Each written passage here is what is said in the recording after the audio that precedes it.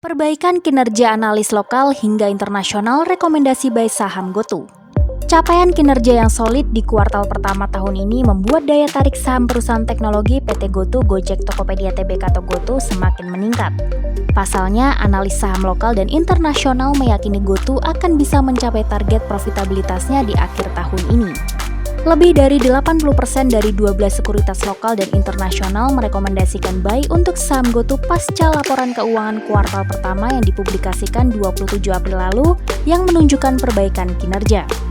Selama 3 bulan pertama tahun 2023, GoTo untuk pertama kalinya berhasil mencatat margin kontribusi grup positif sebesar 0,4% dari nilai transaksi bruto atau gross transaction value atau GTV sebesar 636 miliar, meningkat 224 basis point atau BPS YoY. Keberhasilan inilah yang membuat analis-analis dari sekuritas ternama seperti Morgan Stanley Securities, Mandiri Sekuritas, MNC Sekuritas, dan Jefferies merekomendasikan buy untuk saham GoTo. MNC Sekuritas misalnya merekomendasikan buy untuk saham GoTo dengan target harga sebesar 168 per saham. Hal ini didasarkan oleh keberhasilan GoTo untuk mencapai margin kontribusi positif di kuartal pertama lalu. Analis MNC Sekuritas Andrew Bastian Susilo juga meyakini bahwa GoTo mampu mencapai target profitabilitasnya yang direncanakan tercapai pada kuartal keempat tahun ini.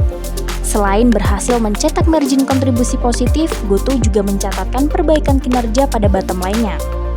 Selama Januari hingga Maret 2023, rugi bersih perusahaan turun 41% year-on-year atau YoY menjadi 3,9 triliun berkat pertumbuhan pendapatan serta penurunan biaya promosi dan pemasaran produk.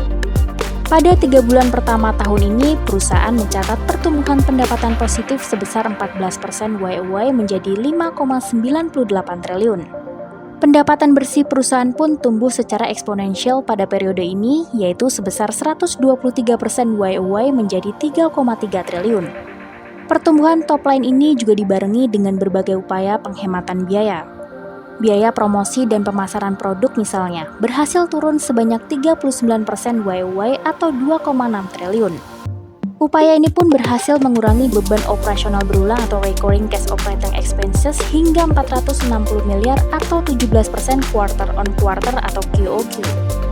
Sementara itu, langkah yang diambil GoTo pada November 2022 lalu menghemat biaya personalia sebesar 210 miliar. Analis Citi Research Ferry Wong dalam risetnya yang diterbitkan 27 April 2023 lalu mengatakan momentum positif kinerja GoTo diprediksi akan terus berlanjut di kuartal kedua tahun ini. Sebelumnya, saham GoTo masuk ke dalam indeks global FTSE pada awal Maret lalu dan membuat harga saham rally ke angka 130 per saham.